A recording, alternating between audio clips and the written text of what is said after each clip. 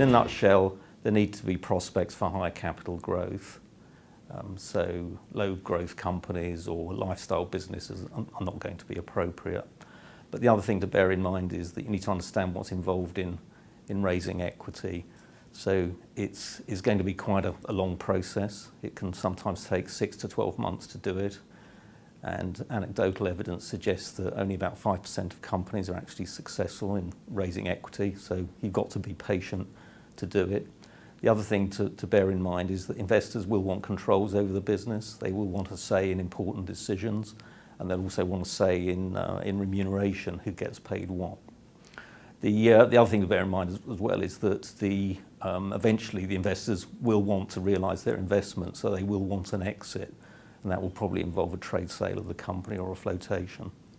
And then finally, investors will want the entrepreneur to confirm certain facts about the business are true. We call them technically warranties, and that means you could incur some personal liability as well if those warranties are incorrect.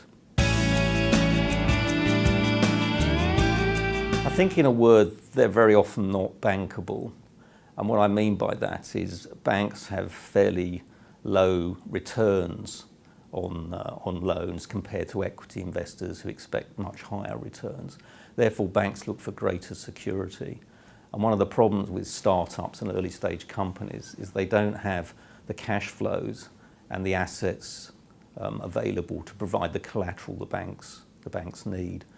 And sometimes banks will look for personal guarantees. If you've got a wealthy parent or something, they might be able to guarantee a loan. But those issues usually mean that banks are not that attracted to early stage companies. However, companies can find that they might attract venture debt. So there's more like venture capitalists who are willing to provide debt, but alongside having a right to purchase equity or to convert the loan into equity. And that compensates them for the higher risk they're taking.